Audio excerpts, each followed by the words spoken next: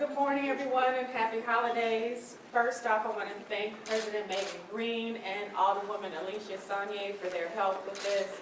Also want to thank all of our department heads. We've been having several conversations with them about how to put all of this together, and especially my mayor's office staff for their hard work, and all of the other alderpersons who've been working with us to build this coalition to spend this money responsibly and in a way that helps everyone. And of course, the people of St. Louis. You have participated over the last year or so in a public engagement process, and we have taken all of your suggestions to heart, and this is what we have come up with. Did you know that St. Louis was the only city to take on the NFL and win?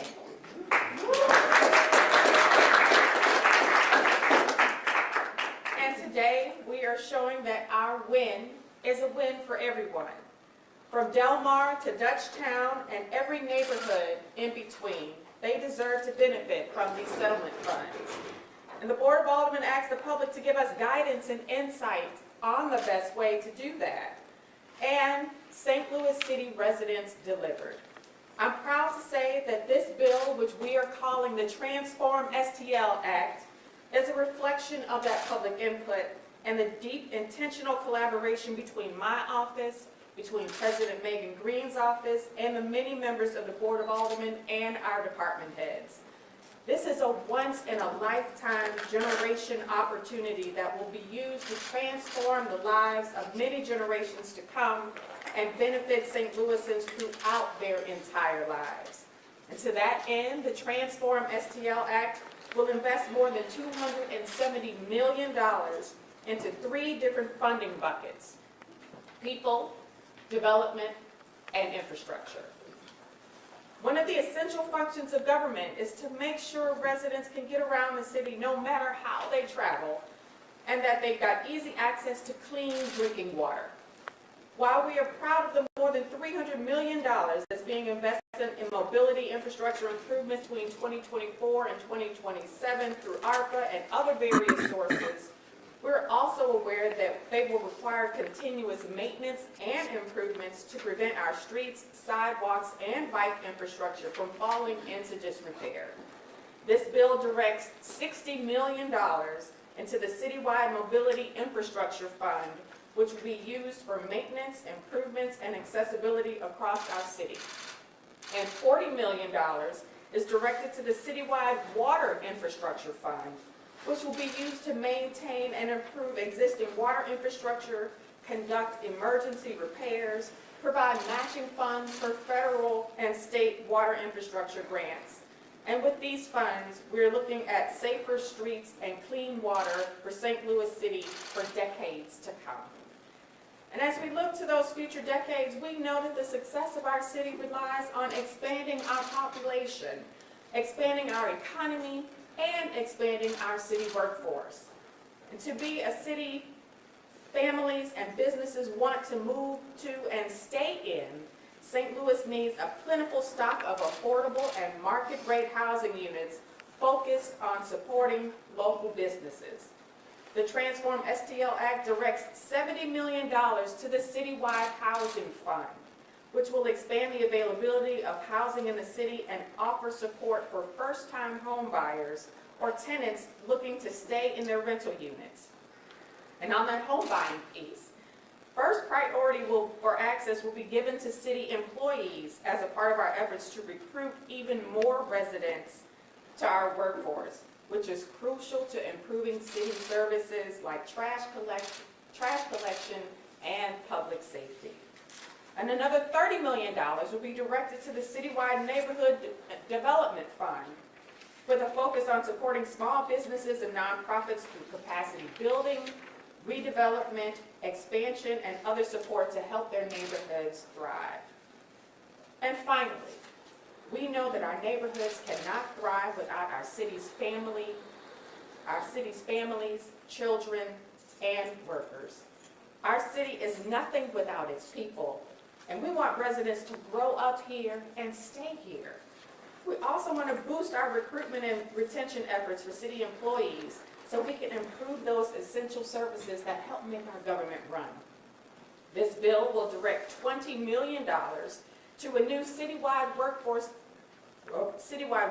fund to expand the community workforce training efforts and city workforce training programs of the St. Louis Agency Training on Employment and Training and Employment, or SLATE.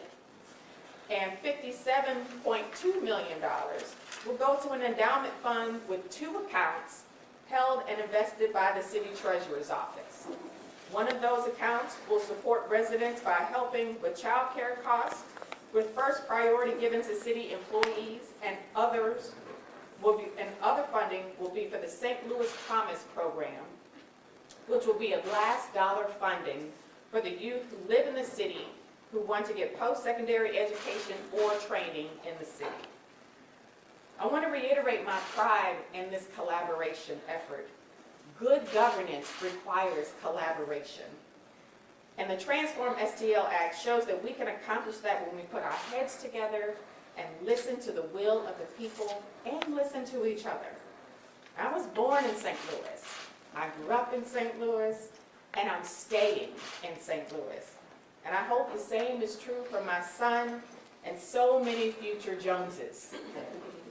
This bill isn't about large appropriations. It's about opportunities we're given to current and future generations. We're building a government that takes care of you with safe streets, sidewalks, and drinking water. We're building a place where you don't have to go broke buying a home or sending your kids to college. We're building a place that takes care of our youth and families, starting in early childhood and providing pathways to middle-class jobs. We're building a brighter future for the city of St. Louis. And now, it's my pleasure to turn it over to President Megan Green, who will get a bit more into the mechanics of how these funds will work. President Green.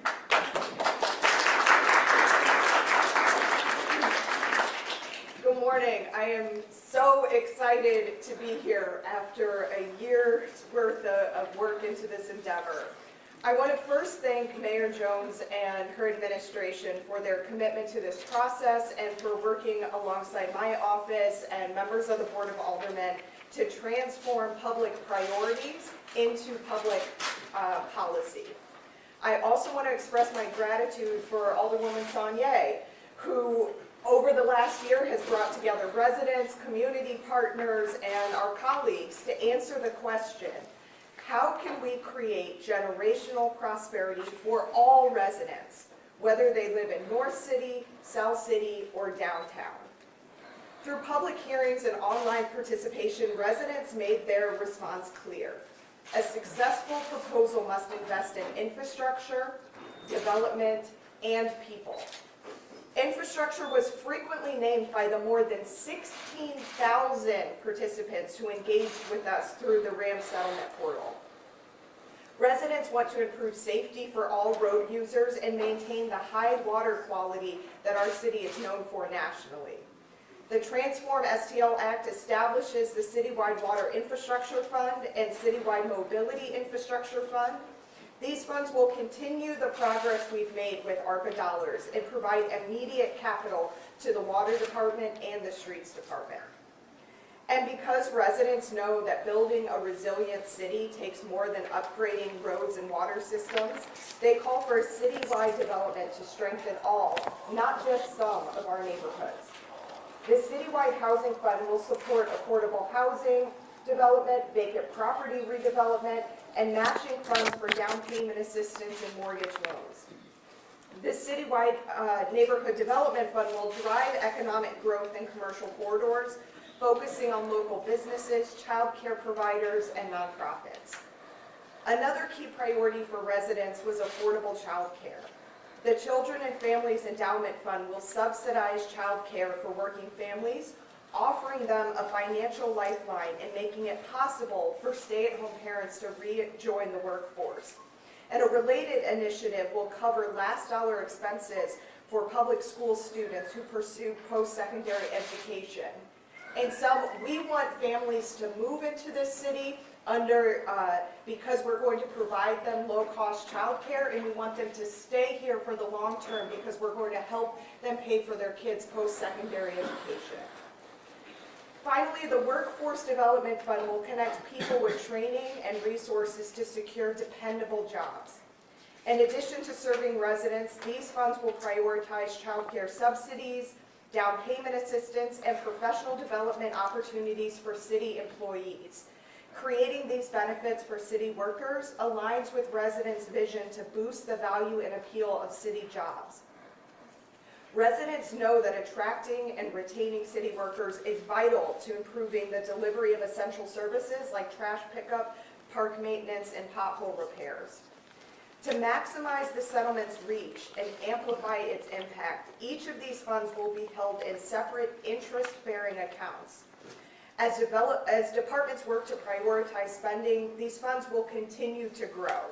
To date, this strategy has raised the city portion of the RAM settlement from $250 million to $277.2 million. Most importantly, this funding structure gives city departments the dedicated capital needed to apply for matching grants and low-interest loan programs. In sum, we want to keep these funds growing and moving over time. The Children and Families Endowment Fund differs slightly, and that it will use only returns generated on the principal amount to fund specific initiatives for the long term. And by growing the principal amount through corporate and philanthropic contributions, the endowment would create a long-term, sustainable source of funding that could expand child care subsidies and college aid for the long term. Together, these investments put us on track to meet our city's greatest challenge, population decline. The growth of our city depends on fostering a vibrant community where people want to live and work. And I believe this plan offers compelling incentives for families and individuals to start their lives in their city and build their lives in the city for the long term. I want to close by recognizing that this process has been about more than finding solutions. It's been about rebuilding trust between residents and local leaders. And after more than a year of working with the public, local leaders have a meaningful opportunity to demonstrate that we are listening and that residents' voices are central to the decisions that are being made here to shape our future. And with that, I want to turn things over to my friend and colleague, Alderwoman Saunier of the 7th Ward and the chair of the Committee of the Whole.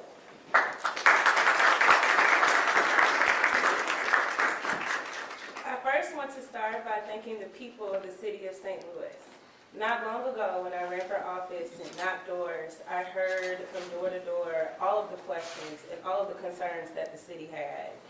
And after I got elected and had the privilege of becoming the Alderwoman of the 7th, and we began to embark on our Committee of the Whole process, I remember when President Green approached me and Mayor Jones, and we were having these conversations about this concept of a Committee of the Whole. To me, it was incredible because what I heard many city residents saying is that they were tired of divisions keeping their leaders from coming together and figuring out solutions for them. So this historic idea of every single member of the Board of Aldermen, of the Comptroller's office, of the Mayor's office, of the President's office, all coming together on a regular idea to discuss things that came from the public was historic in itself. And it's the only reason that I agreed to facilitate the process, because I knew that it was important to show our residents that we can work together and that we do put you first. While there are many things in this bill that I could focus on, I want to really focus on the people, because that's what we're here for. The Transform Act stands for Turning RAM's Assets into Strategic Funding Opportunities to Revitalize and Maintain St. Louis. A large goal of the bill, and a large part of what we want to show, is that we don't live in a zero-sum game, that we do not have to choose between this issue or that issue, and to do so is poor leadership. We know that our city has a number of struggles. We know that our residents have a number of priorities, and we want to show you that we can and we will meet those number of priorities. So, to the city worker who is frustrated because we've had our earnings tax cut, who is frustrated because we're struggling with staffing, we want you to know that we hear you. We want you to know that we want you to stay in this with us and that we are determined to figure it out. Almost everything in this bill prioritizes city workers, which means that you will get first access and first dibs to the things in this bill. We know that's important because the residents that are at their home, who want their trash picked up, who need their potholes filled, who want their parks to have thriving greenery, who want to have robust engagement, need city workers to get that done.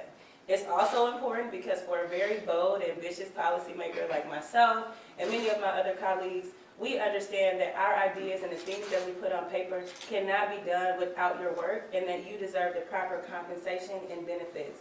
And we want you to know that that's prioritized. To the mothers, and particularly to the children of the city, we want you to know that we see you and we see the numbers. The fastest declining population in St. Louis is that of families. When people have children, they're choosing to go elsewhere. So we focused a lot of our effort and energy on this bill on why that is. And we found out it was a number of ideas, and many of them are things that the city has been struggling with for decades.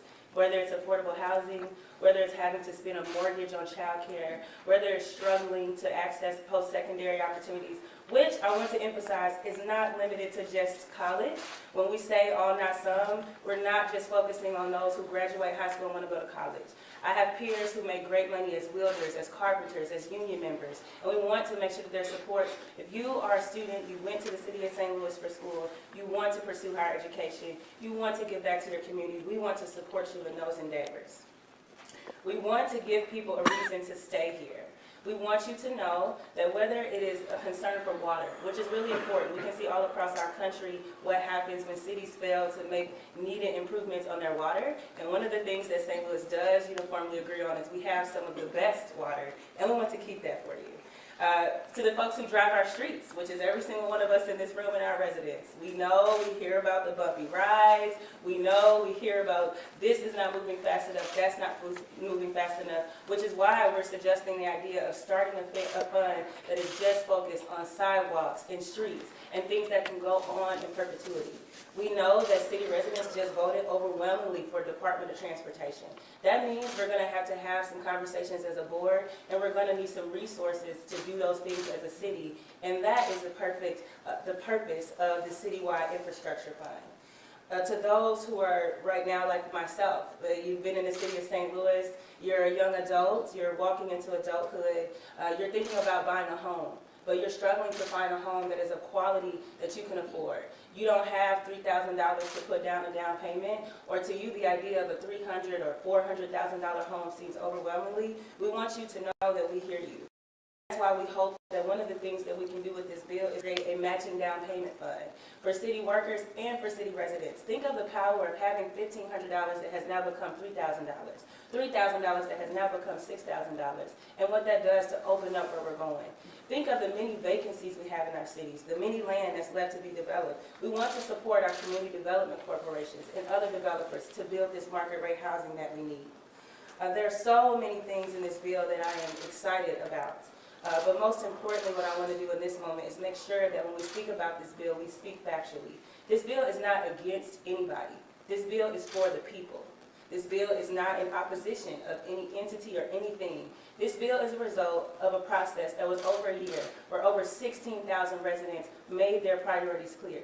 And so our goal in the coming weeks with this process is to continue that sense of collaboration, continue that sense of, out of everything that we have going, every leader's responsibility, our core responsibilities is to solve problems.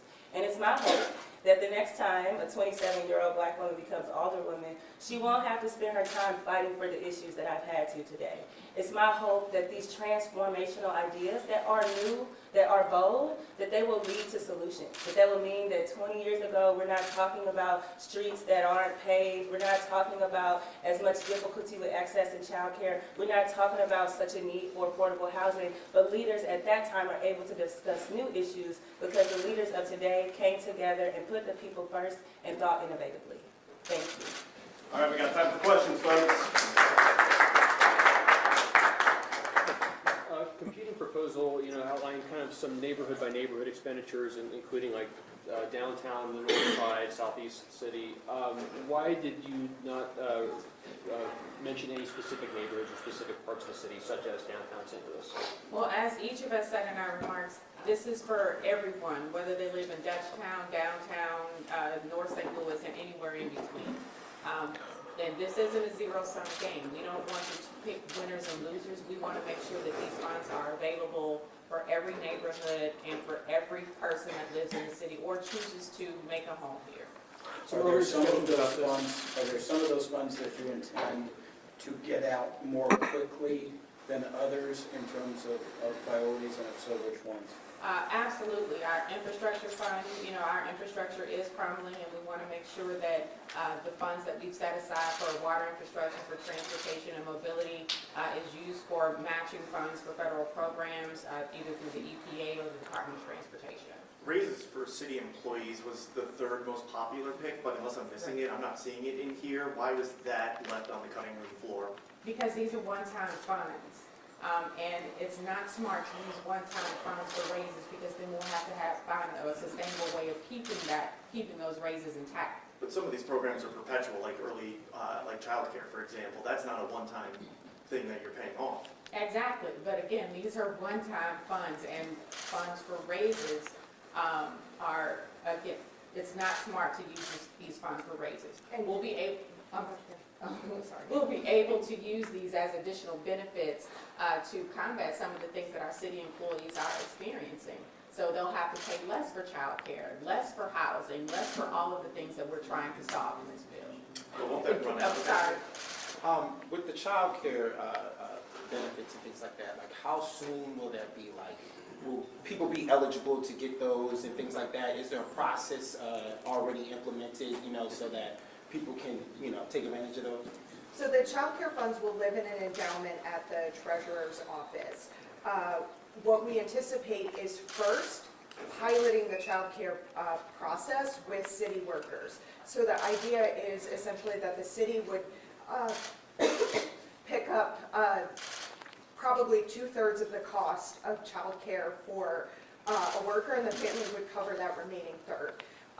Once we get that program up and operational and get all the kinks out of it, then we'll be looking to eventually expand this to other segments of our city. Alderwoman Saunier said that this proposal doesn't oppose anyone, but Mayor, maybe you've seen some conservative critics have said it omits other priorities, perhaps like police. How does all this spending make the city of St. Louis safer? Yes, so we're using this to address the root causes of crime. The root causes of crime are, access to affordable and safe housing, access to workforce development programs so they can make a living wage to support their families. By addressing the root causes, this makes our city safer in the long run. And if the dollar amount is $277 million right now, and it's going into endowment funds to accrue interest, have you done any kind of analysis to estimate how large that number could become before the city spends it down? No, we have not done that analysis, but we also are trying to grow this pot larger than $277 million by talking to local corporations and philanthropy to help us grow these funds. So we're putting our skin in the game, and we're hoping that the community matches us. We're just about to get into election season, which means the Board of Aldermen will have its recess. Do you expect that this will be passed and signed, like fully passed and signed by the mayor before election season? Does that give you any concerns about getting this done, considering different people may be coming into the board? Our goal is definitely to get this done before the Board of Aldermen breaks for elections. Part of the reason we're moving forward and introducing this now is because we want to take the holiday recess to continue conversations with alder people, to continue soliciting feedback from the public. The bill is now live in the RAM settlement portal, so the community can start to give us some feedback directly on the bill as well. We'll be taking that into account over our recess and then ready to hit the ground running in the new year with more public hearings, work through any amendments that might be coming, and the goal is to get this passed by mid-February when the board goes down on break. One of the last times you were here, you were talking about your proposal or task force to grow more revenue in the absence of the city's earnings tax. With all of this available money to grow, where does this check off any of those to-do list items in growing revenue? And with all this extra money growing in the city's coffers these days, can you rule out the need for a tax hike? No, those are two different. Those are two different issues. So the commission is continuing its work and will come back to us with recommendations. And on a tax hike? The commission is continuing its work and will come back to us with recommendations. So Morton, have you done any kind of a whip count? Have you done a whip count? We've definitely been having conversations all along. I think a great point, one of the things that many of my colleagues has expressed with me as we've been talking is an idea of not wanting to feel like they had to pick between one issue or another. A lot of my colleagues have the same focus that I have, is want to make sure that our city workers are supported. A lot of my colleagues are very passionate about housing and want to make sure we're doing everything. And so although we don't have a whip count, we do have a democratic process to go through. And so this bill is filed, we have to have committee hearings, we have to get consensus. But we've had a lot of positive, good conversations. This bill, the reason it took so much time is because we wanted to give every colleague chance to, go to the committee hearing, hear the idea, get their ideas around that. But we've been having meetings and conversations for months, and every colleague had a copy of this bill before it was even made public. And so it is looking positive, and I do believe we will do what we need to do in order to pass this bill and help to transform St. Louis. Well, Mayor, you're aware of the criticism of the rollout of the ARPA money. Are you concerned at all that with this, there is accountability with different boards that need to get set up, but are you confident that the city government's infrastructure can get this done? Yes, I'm confident that the city's current infrastructure can get this done.